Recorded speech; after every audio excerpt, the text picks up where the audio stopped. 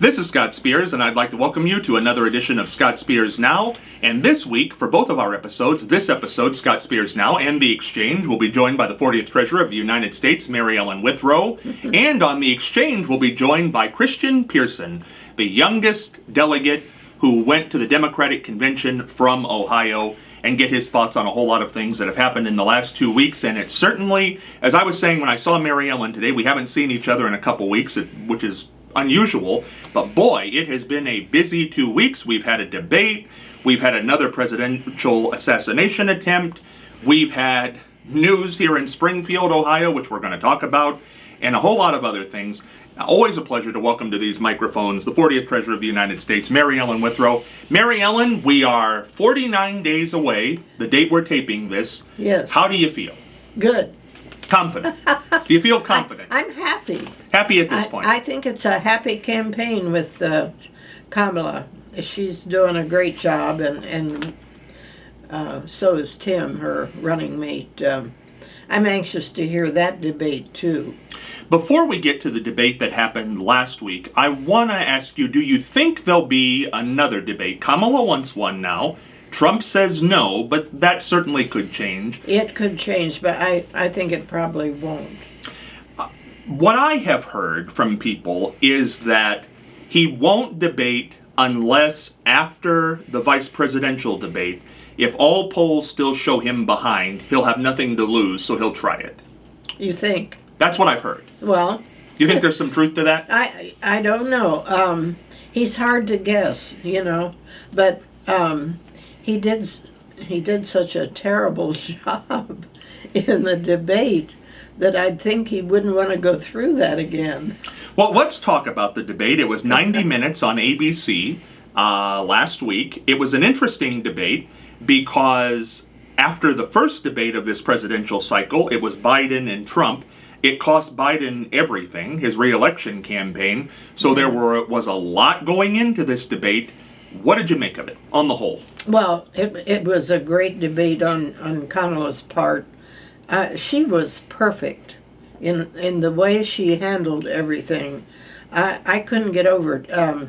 I thought in the very first she was probably a little hard to get started there, but after she got going, she had her answers so good, and she got him where she wanted him. And the fact that she shook hands with him at first was a very good thing.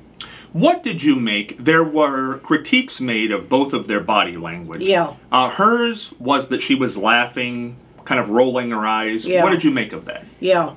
And he was hesitant. He looked a little hesitant about shaking her hand, but then he did.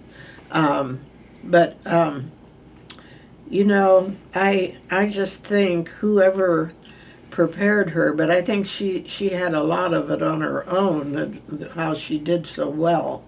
The fact of how she looked at him when he was saying things was so important.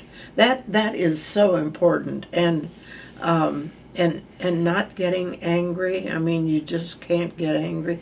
And I thought David Muir and his partner, I thought they did a good job because they had some things they fact-checked, which I was proud of, but they didn't have a chance probably to do very much, but they did the Springfield, Ohio thing, and I thought that was good. It was interesting, and I want to get to David Muir for a second, because he took a lot of heat after that debate. I know he did, but I thought he did a great job. Want to talk about Trump. One thing they said about his body language was he never looked at her. No. During the debate. No. What did you make of that? Well, he was keeping himself, he didn't want any part of her. And I think that was it, the reason. He didn't want to give her the fact that he had looked at her. Really, is the way I took that. Yeah. I heard two different schools of thought, which I thought were interesting, and I don't know which it is. I heard one person say that he didn't want to look at her because he felt intimidated.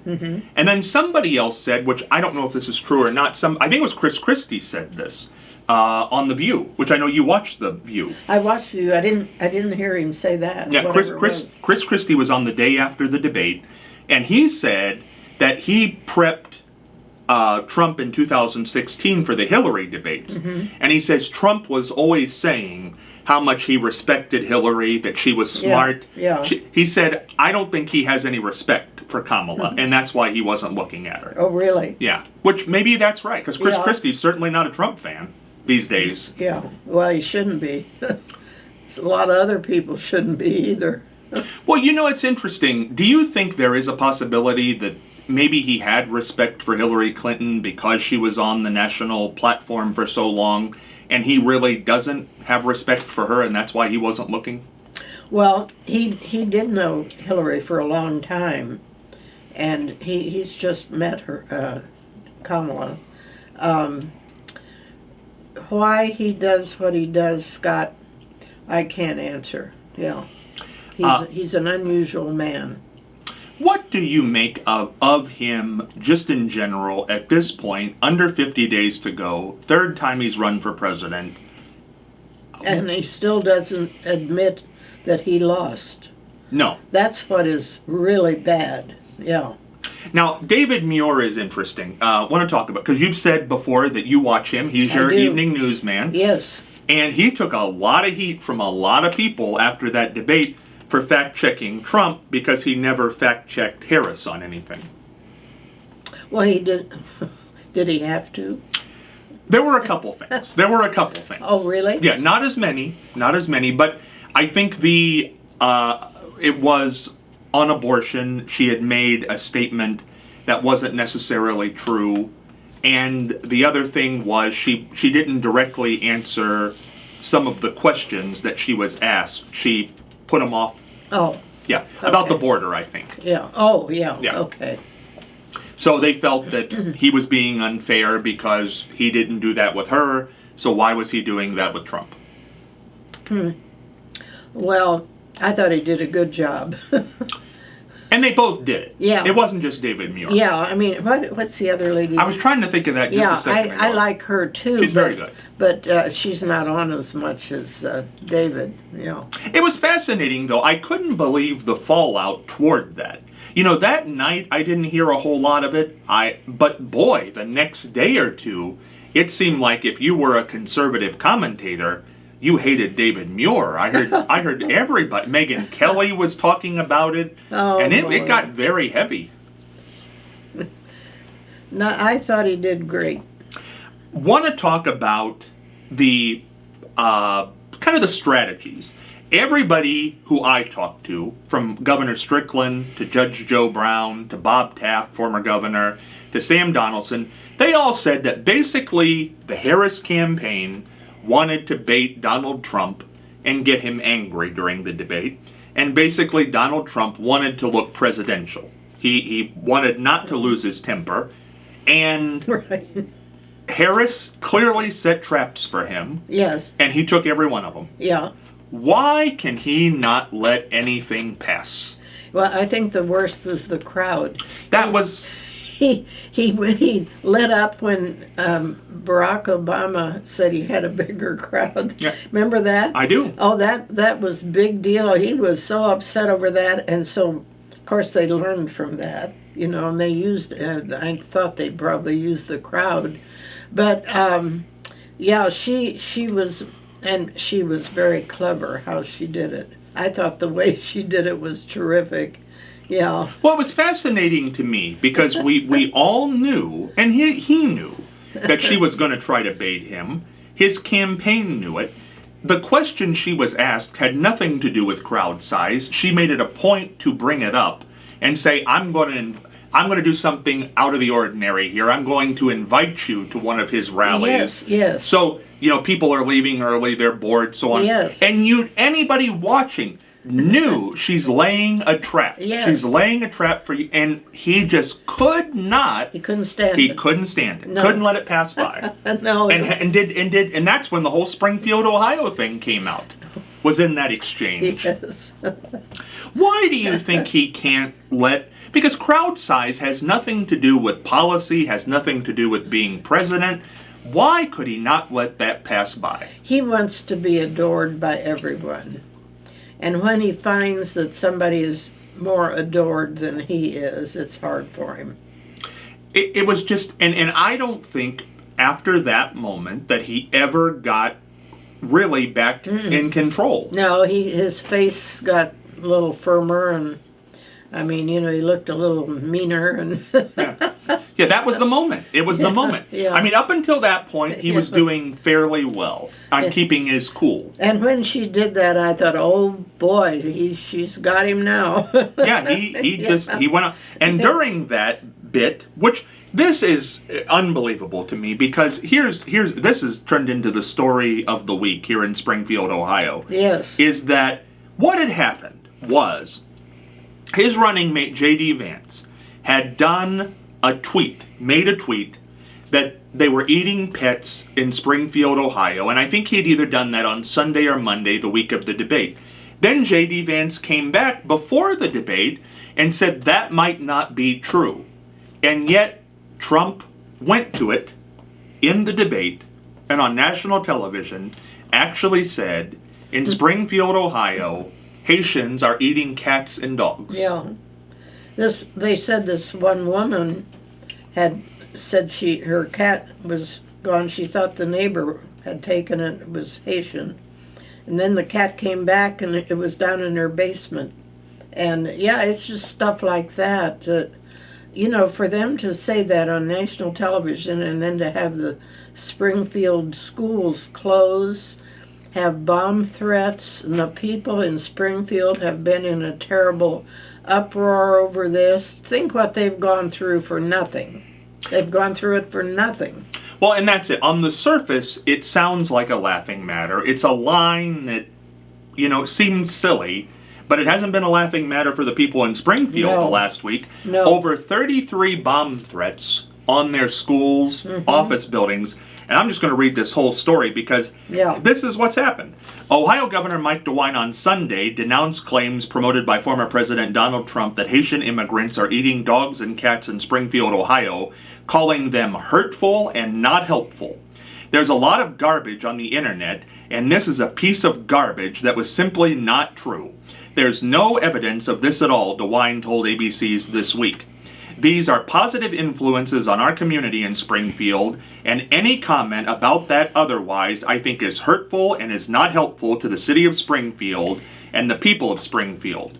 DeWine noted that there is no evidence of the claims spread by Trump, his running mate Ohio Senator J.D. Vance, and others, adding that the mayor of Springfield and the city's police chief have both said there is no evidence of any truth to them.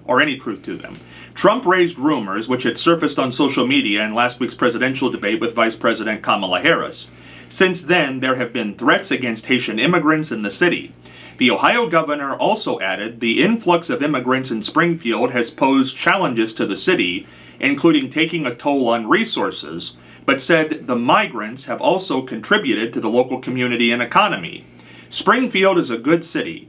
They are good people. They are welcoming people. We have challenges every day. We are working on those challenges, DeWine said. What we know is that the Haitians in Springfield are legal.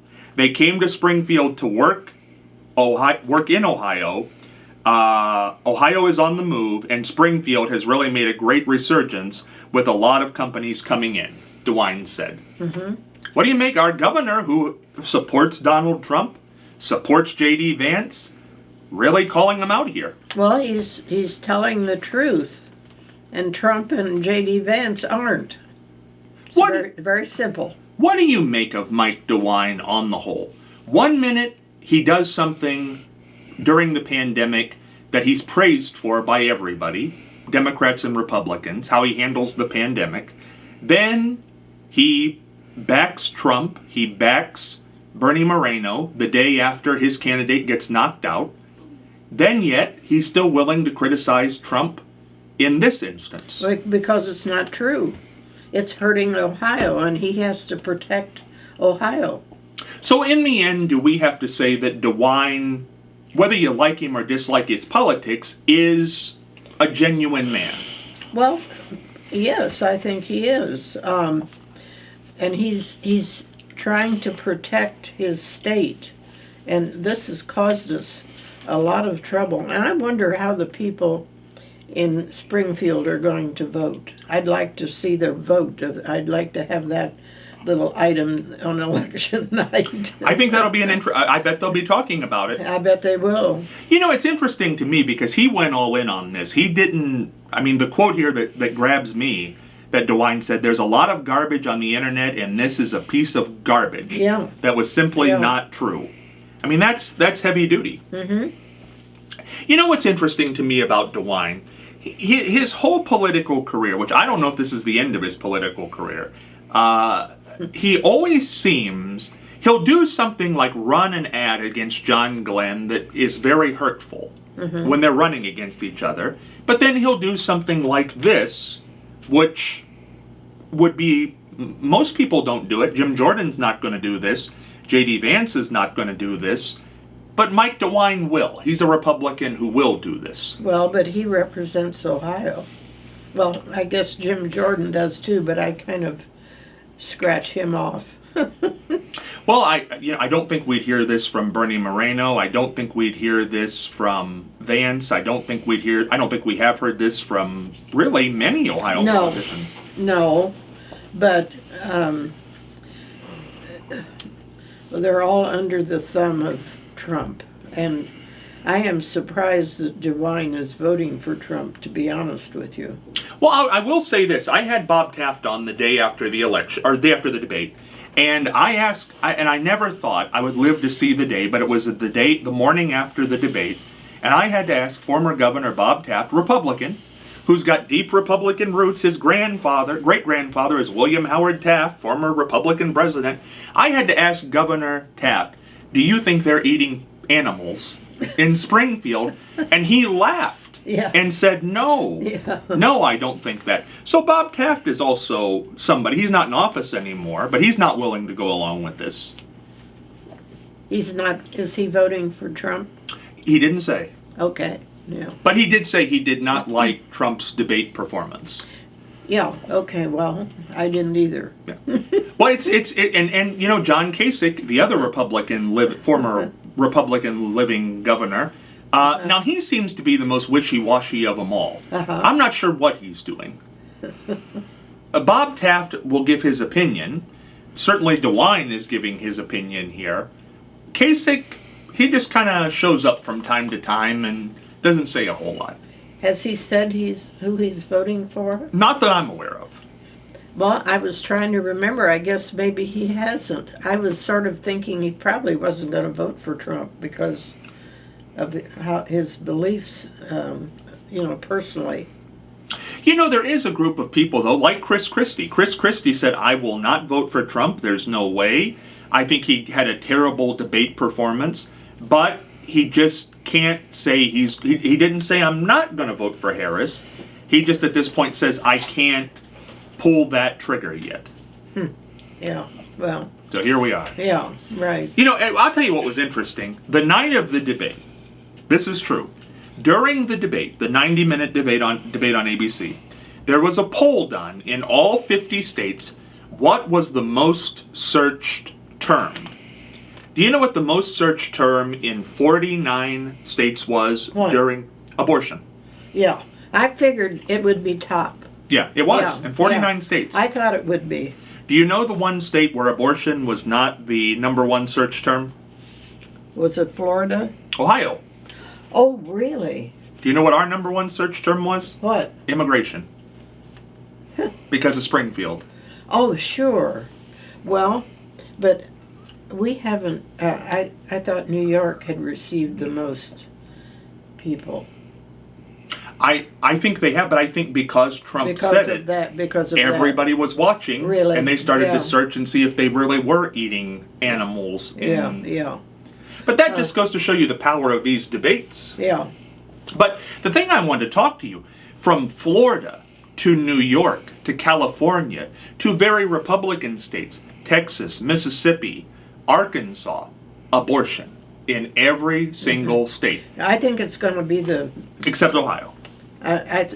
Well, we already voiced our opinion on abortion, it passed with good numbers. And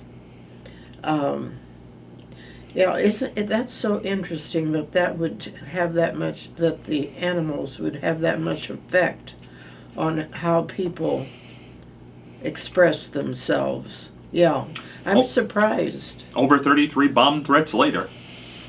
You know, it really, and you know, that's some, like I said at the beginning, I can see where people could take some humor in that and say, well, it's not true, that's a goofy thing to say. But the people in Springfield are getting hit.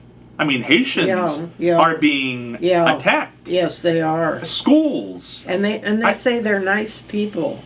I mean, the people that are familiar with them say that they're good, hardworking people, and they have a right to be there. They are legal. Yeah, they're legal. Well, that's the odd thing about it, too, is if you were going to make a point about illegal immigration, why would you make it with legal immigrants? Yeah.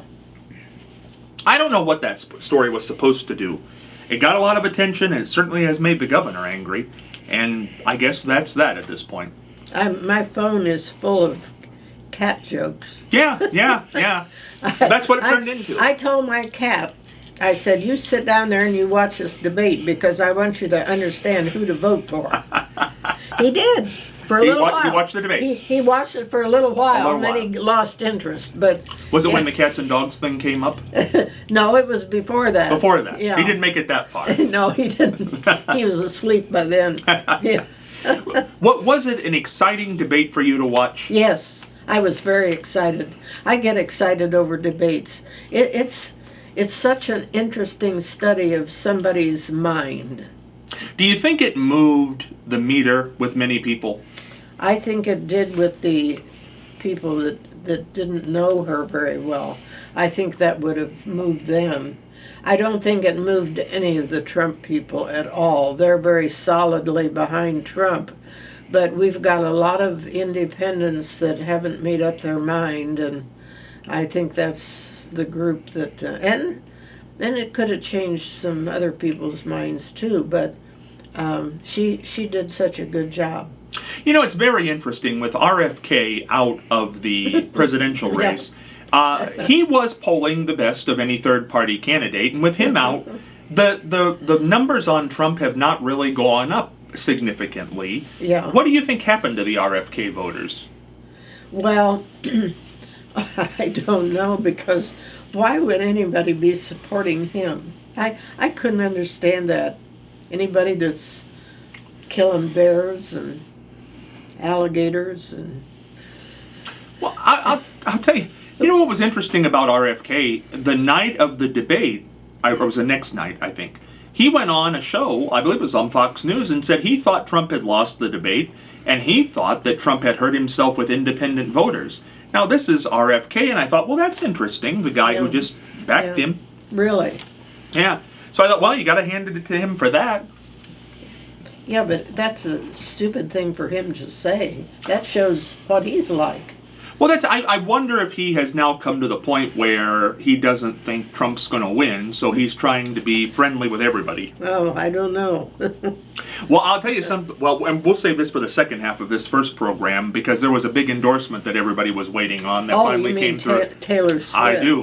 Yes. And we'll talk about that more in depth, because that's become a whole big mess. Mm-hmm. But in the last week, as if, nothing more can happen, another assassination attempt at a golf course that former President Trump was playing at. Mm-hmm. 2 in the course of a summer. Yeah. What do you make of this, Mary Ellen? For years, we didn't see anything like this, and now, what were they, 500 yards away from him? Not very far.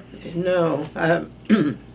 Well, the guy was interested in Ukraine, and of course Trump is against helping Ukraine, and evidently that's what he was thinking of. Is this helpful to anybody? Does it hurt anybody? That's what everybody... Yeah. When somebody shoots at you, it's going to hurt the person they're shooting at. I mean, if somebody shot at me, I'd probably be holed up in my place where I live and not go anywhere for a while. Yeah. Well, it's interesting because the Secret Service has really taken a hit over these two. Oh, they have, and I don't think that it's fair. I really don't think it's fair to pick on them the way everybody's picked on them. I like the Secret Service really well. They're good people. When I was there, I really thought so much of them. Why do you think people are jumping so high about Oh, this? they're trying to blame somebody. They don't know who to blame. Blame the guy that did it, for heaven's sakes. Quit talking about having to be ahead on the golf course 5 yards ahead or whatever, you know. Why is it that what has spurred all this? Why are people so passionate that they are willing to get out a gun and try to kill somebody? Yeah, well, that's what January 6th was. Everybody was trying to take over the Capitol and kill the police there, and that was all due to Trump. You know, it's puzzling to me that this is where we've gotten, because, I mean, if you don't like somebody, don't vote for them. Right, you don't have to try to kill them. Right. You know, that's not the objective here. And really and truly, I mean, there's too many nasty things being said. And Kamala Harris is saying nice things. You listen to her speeches and you listen to Trump's speeches, they're very, very negative, very bad things being said. Things that aren't true, as we've just gone through. Well, and I think that it's an interesting point, because J.D. Vance, the day after the assassination attempt, gave a speech and talked about how the rhetoric needed to be calmed down from the Democratic side and things that they were saying. Mm-hmm. And, you know, I think clearly anybody would say that both sides, certainly Donald Trump, let's put it, Donald Trump has said some negative things along the way as well. Donald Trump. Yeah, about Harris and other people. Donald Trump has certainly said negative things about people. Yeah. So to go out and give that speech, J.D. Vance, I don't think that was the best speech for him to go out and give. Yeah. Was that everybody needs to tone it down. Well, everybody's got to tone it down. You've got to tone it down too. You know, he's a very strange person, Vance. He is strange. Anybody that thinks you should stay with a husband that beats you up, I mean, he's got weird ideas. He doesn't like people without kids. I don't understand that. It's people's prerogative to do what they want. It isn't his choice. Well, I think that's what really brought along Taylor Swift, it seemed like. She took more swipes at him in her endorsement. Benjamin Button was in the picture. Yes. That's her cat was in the picture. He was the cutest thing I've ever seen outside of Barney. Yeah. He was in the picture. And I'll tell you, that was very interesting that endorsement came right at the end of the debate. And it was so well worded. The words were so good. Yeah. And we're going to talk about the Taylor Swift endorsement on the opposite side of this short timeout. Hey, Scott Spears back with the 40th President of the United States, Mary Ellen Withrow here, talking about the election coming up in a mere 49 days. Well, by the time you're watching this, probably closer to 45 days, right around the corner. And somebody has finally weighed in right after the debate with their endorsements. Now, a lot of people say celebrity endorsements don't mean a whole lot anymore. Well, this one might. Here's the endorsement that came via Instagram immediately following the debate last Tuesday night. Like many of you, this is Taylor Swift, by the way, if you don't know. Like many of you, I watched the debate tonight. If you haven't already, now is a great time to do your research on the issues at hand and the stances these candidates take on the topics. Let me pull this apart here. That matter to you the most. As a voter, I make sure to watch and read everything I can about their proposed policies and plans for this country. Recently, I was made aware that AI of me falsely endorsing Donald Trump's presidential run was posted to his site. It really conjured up my fears around AI and the dangers of spreading misinformation. It brought me to the conclusion that I need to be very transparent about my actual plans for the elections as a voter. The simplest way to combat misinformation is with the truth. I will be casting my vote for Kamala Harris and Tim Walz in the 2024 presidential election. I'm voting for Kamala Harris because she fights for the rights and causes I believe need a warrior to champion them. I think she is a steady-handed, gifted leader, and I believe we can accomplish so much more in this country if we are led by calm and not chaos. I was so heartened and impressed by her selection of running mate Tim Walz, who has been standing up for LGBTQ rights, IVF, and a woman's right to her own body for decades. I've done my research, and I've made my choice. Your research is yours to do, and the choice is yours to make. I also want to say, especially to first-time voters, remember that in order to vote, you have to be registered. I also find it's much easier to vote early. I'll link where to register and find early voting dates and info in my story. With love and hope, Taylor Swift, childless cat lady. And a picture with her and her cat. Benjamin Button. Benjamin Button. Yes. Well, Mary Ellen, when that came right after the debate, what did you make of it? I was very happy that she did that. Yeah. I thought it was great. Now, celebrity endorsements, do you think this means anything? Well, I think it does. Other people will say they don't think it means anything, but I think it does. Now, interestingly enough, last week Taylor Swift was at the MTV Video Music Awards, and she urged people to register to vote again when she accepted her award. Now, this is a fact. Taylor Swift's endorsement of Vice President Kamala Harris on Instagram drove at least 337,826 visitors to vote.gov, a government website that directs users to state-specific voting information. So, over 250,000, nearly 500,000 people. That ought to tell you something. Yeah. What is it this woman has that other celebrities don't? Well, first of all, she's made over $1 billion, which gets everybody's attention. And she's done it in a way that is good. I mean, she's a good entertainer. The fact that she writes her songs is very impressive to me. Anybody that can write their songs and make that kind of money is very, very talented. And I pay attention to her because she's worth paying attention to. She's been the Time Magazine Person of the Year. She's breaking records that were set by Elvis Presley for selling records, or CDs, or whatever they call it now, in her 30s. She's a billionaire. What is it? I mean, this is not something that music people usually achieve. Very few. That's right. I have never been to one of her concerts. I would like to go to one just to hear her and see her. But, the young people, I think it'll make a big impression with young people, and we need to have them vote. It brings up the ratings on NFL games when she attends NFL games. Yeah. It's fascinating to watch her impact on everything, and I think it will also impact this election in some way. Yes, I think it will too. Now, of course, following this, J.D. Vance had something to say. Went on a talk show and said that Swift is a billionaire celebrity who is fundamentally disconnected from the interests and problems of most Americans. So she's a billionaire who doesn't know what most people are facing. Well, it takes something to earn $1 billion, so I think she's got it. And Donald Trump has now said that he's not a fan of hers. He said, "I hate Taylor Swift." Isn't that something to say? That's a little strong. Yes. I would think. Yes. I'm not sure why. Well, all election driven. It's because she doesn't.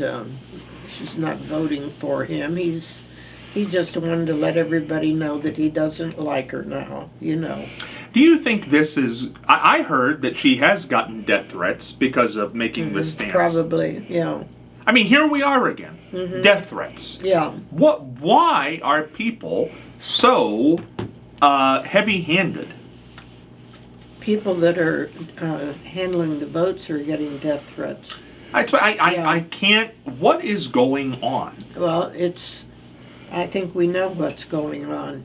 But I mean, it's shocking to me that we have somebody trying to shoot Donald Trump twice in a summer. We have death threats toward Taylor Swift because of who she endorses. We have poll workers getting death threats. We have people in Springfield, Ohio, over 33 bomb threats on schools in a week. Well, I mean, what world are we living in? What drives people to do that? I mean, if you like one candidate, vote for them. Why do people have to try to kill people, blow up things? What's that going to do? You know, when this year started, everybody was preparing for a presidential race, and then we've had a lot of surprises with Biden dropping out and having somebody new, but it's still vicious on the Republican side. There isn't viciousness on the Democratic side. It's very strange how. I mean, presidential elections always bring out a lot of passion in people because people want their candidate to win. Yeah. That's not unusual. What's unusual to me with this presidential election is that people are going to this extreme to... I guess I don't understand why. Okay, if you believe, let's say it's not true, by the way, but let's say you believe they're eating animals in Springfield. Why bomb threat the school? How does that... Yeah, that's what I said. I mean, you know, that's what they think to do then. They think to shoot people. They think to bomb people. They threaten people. That shouldn't be any part of this election. That isn't what elections should be. And I think we should all settle down and realize that everybody is important in this world, and we should quit acting like we are not the way we should be. I mean, we need to treat people fairly and be good. I mean, that's the bottom line. I mean, I don't think any of this impacts the vote. The meanness? Yeah, I don't... No, probably not. When you take it right down to what it's doing, it's just upsetting people. That's right. Yeah. I mean, I don't know how bomb threats in Springfield, I don't know how threatening Taylor Swift's life, I don't know how trying to shoot Donald Trump, I don't know how that's going to impact the vote.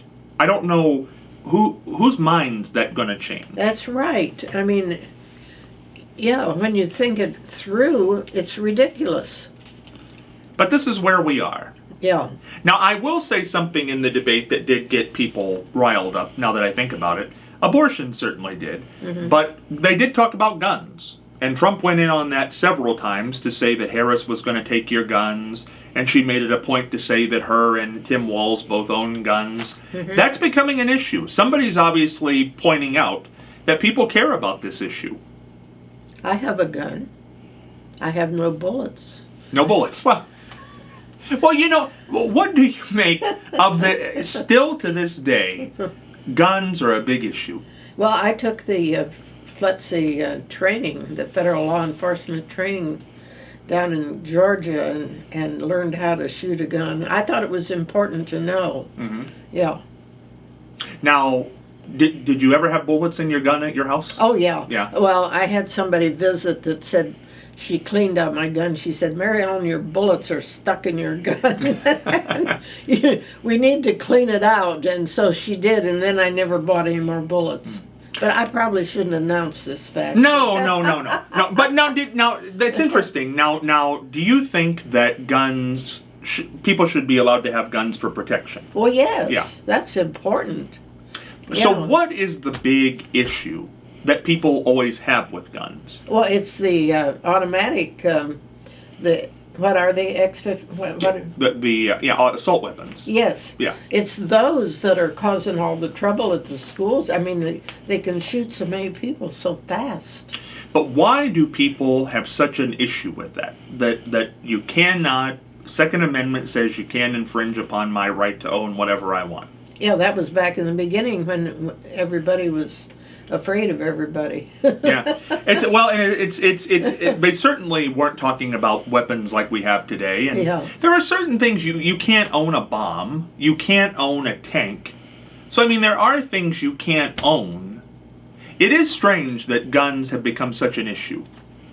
Well, they've been an issue for a long time, Scott. They have. Yeah, ever since I ran for my first race after the school board, when I ran for county treasurer, they were asking me what I thought about guns. You know, that's interesting to me. When you're running for county treasurer, when you're running for state treasurer, they're asking about guns. Now, what does the treasurer have to do with guns? Well, there's probably nothing, but it's the same thing they wanted to know about how I felt about abortion too. That was maybe the first thing I was asked. The guns were maybe second. Well, that's what's fascinating to me, because most people in the country, I think it's under 10%, I think it's actually under 5%, actually have abortions. It's a very low number. Yeah, it's everything. It's people telling us what we can do and what we can't do that's wrong. Well, it's interesting to me because Bill Clinton was the only president in recent time that I can remember that was able to make the economy the issue. He balanced the budget. Well, and when he was running against Bush, we were in a recession, and he said this election is about the economy. And he was able to get it somewhat away from abortion and guns. Yeah. But every election after Bill Clinton, it's guns and abortion. This one, certainly, 49 states, number one Googled term, abortion. Yeah. Did they talk at all, in general, about the economy in that debate? Very little. It wasn't a lot. No, a little bit, though. Yeah, not a lot. No. Well, the economy's very good. They talked a little bit about inflation. That was brought up. But other than that, it was mostly about abortion. Abortion took up a big part. Ukraine. Now, that's here this guy in Florida, the attempted assassin. Now, apparently that was his big issue. Yes. Yeah. Now, isn't that interesting here in America? Yeah, he tried to, he went over to Ukraine and tried to fight with them, and they wouldn't take him because he didn't have any military training. He was very serious about it, evidently, and then he tried to get other people to fight with Ukraine. And I don't know if he was successful or not, but he was really fighting for Ukraine there. Do you think that's going to have any impact on Election Day? Ukraine? Ukraine. Oh, I think it's going to have some impact. I think probably the Trump people are not in favor. They're probably not... but they've already made up their mind. How would it have an effect, do you think?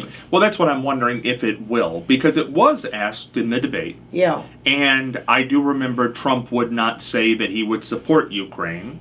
But also it is unpopular with a lot of people supporting Ukraine because they feel it's diverting money that should stay here. But will that have any impact with all these other issues, abortion and guns and the economy? I don't know, but I think it's very important that we continue to support Ukraine.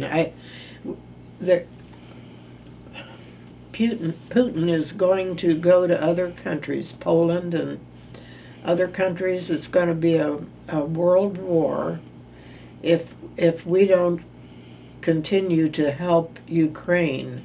And they're making advances in Russia now. I really think they ought to let them use our whatever they want to use that we've said no on, the certain type of bomb. I think it would be good to let them do everything they can to try to make advances in Russia, because China's watching this to see how it happens, and they're gonna be against us if anything starts. And they got millions of people to fight against us. I can't imagine what a fight like that would be against our people. It's a tricky situation because I don't see any circumstance where Putin can say he did not succeed in Ukraine, because that would mean he would admit defeat. And I don't know that he can do that. I think that's why he's continued to fight there for as long as he has. And certainly Ukraine does not want to give in, and we don't want them to fall because we believe that Putin will then try to attack countries that we are aligned with. So how does this end diplomatically? Well, who knows? We hope something can be worked out, but I don't know how it's going to end. But we have to keep helping Ukraine, I think, as long as they need the help. You know, it's fascinating to me. I looked at some things of Putin back, I mean, really even in Obama's era. We were still meeting with him back then. Our Secretary of State, Hillary Clinton, met with him. Yeah. President Bush met with him. He even came to America. He did Barbara Walters interviewed him. Larry King interviewed him. Mike Wallace interviewed him. I mean, he did not seem like an unreasonable guy in those days when he came to power. He was not this evil person like we certainly think of him today. What happened to him in the last 10 years? Is the power, is the being in power and what he could do with the power.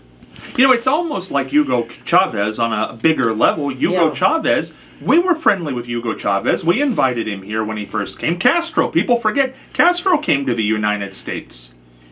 And we were okay with him until we weren't. Yeah. Because he was not friendly to us. And Hugo Chavez the same thing, and certainly now Putin the same thing. I don't know what happens with these people that they get so in on themselves. Well, I still think it goes back to power. I think they get this feeling of they can take over countries, and they get involved in things that they shouldn't be.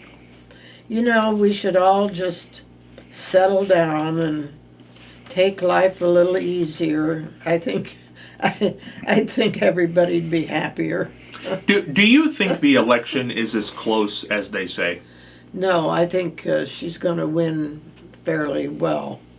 I want to run through some states here, and a lot can happen in the next 50 days, but give me your prediction on these swing states. Wisconsin. Oh, yeah. Harris. Yeah. Michigan. Yes, absolutely. Harris. Pennsylvania is still very close. Yeah, I'm worried about Pennsylvania. Yeah. There are other routes for both of them. Yes. But do you, at this point, if you had to guess Pennsylvania, what would you say?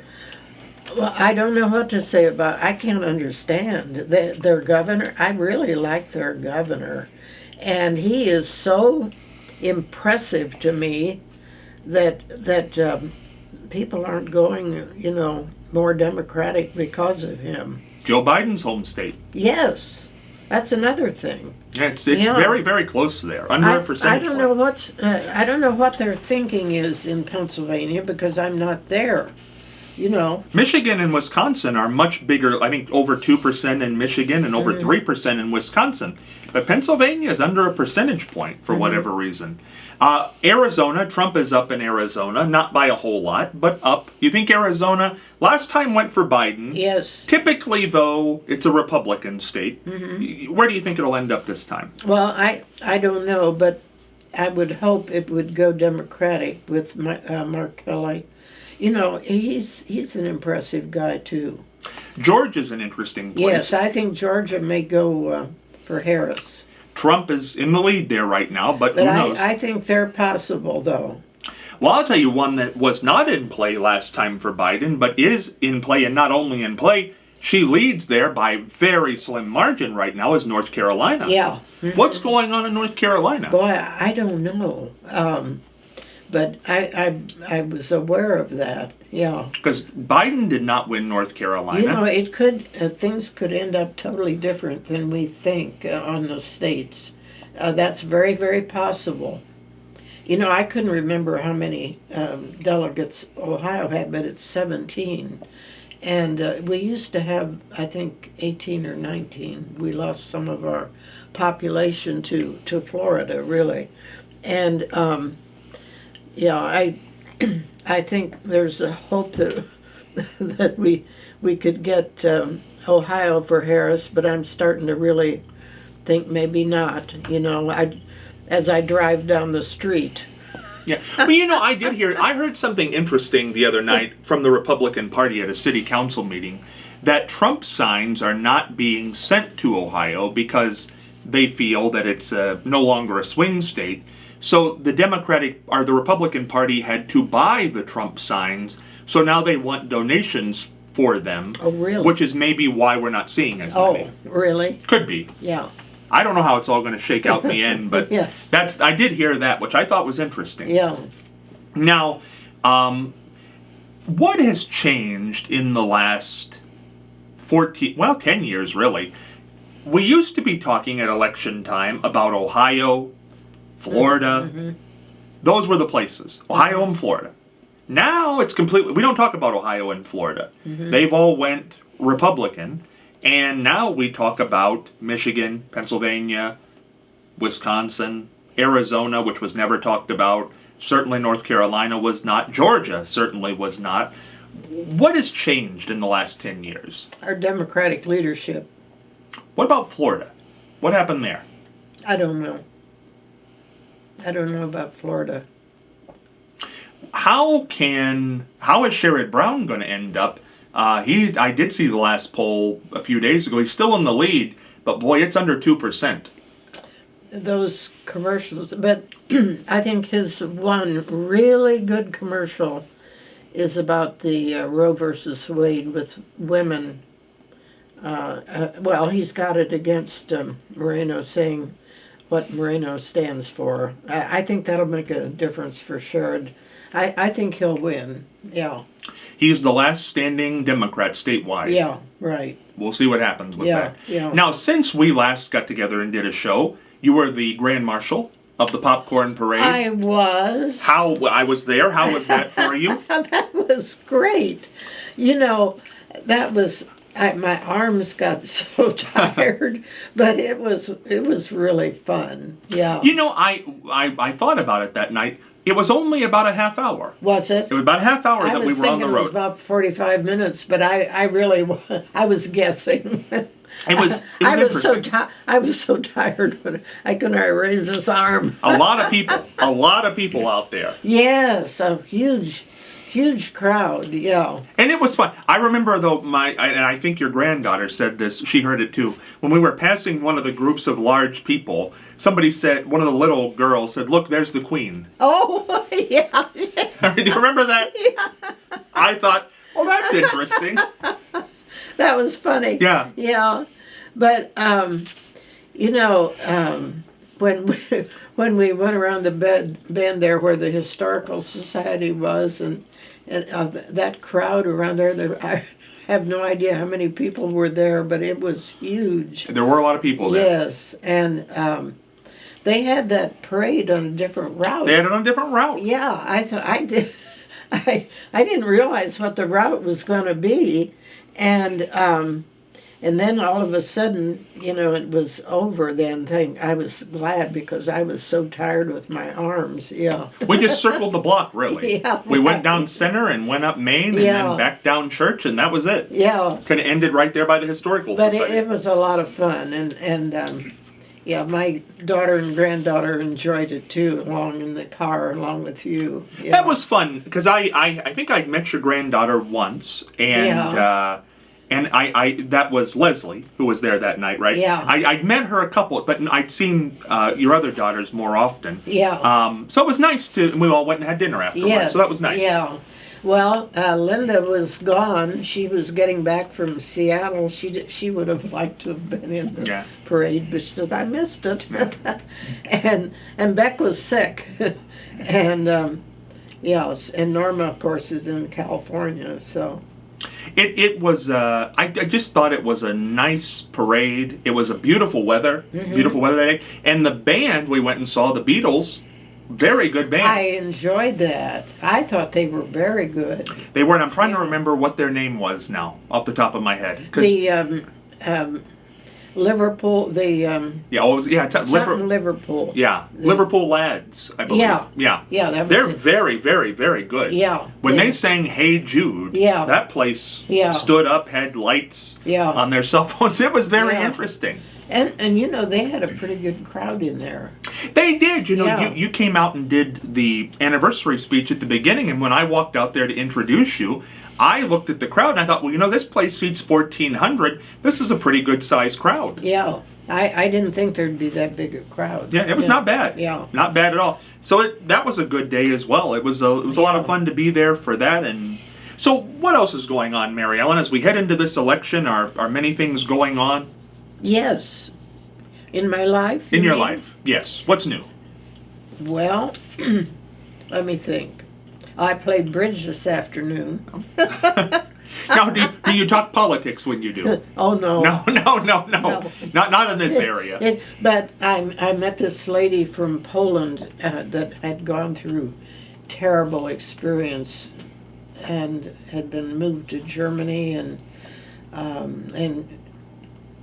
I told her, I said, you know, I was in Poland for a month, and our government helped Poland get set up after the communists left for their local government. It was NASAC, and yeah, she was an interesting person. You know, there's so many interesting people, and so much that we need to be paying attention to, I think. But I don't think we should be arguing, and I don't think this election should be making people shoot at people and throw bombs at people. I don't know why they have to take it to that point. What with 2 minutes left to go in this episode, which election was the most important of your lifetime? Well, probably well, I don't know. I was going to say 1996 for the second term for Clinton. You were in national office then. Yeah. And there was a question. Against Dole? Mm-hmm. But he, of course, Clinton really won big. It was a big win. Yeah. But, of course, your first election is the one that you have no idea what's going to happen. When I ran for school board, that's probably my most important election. 69. Yeah. So it would have been 68 was the election. No, it was 69. So you took office in 70?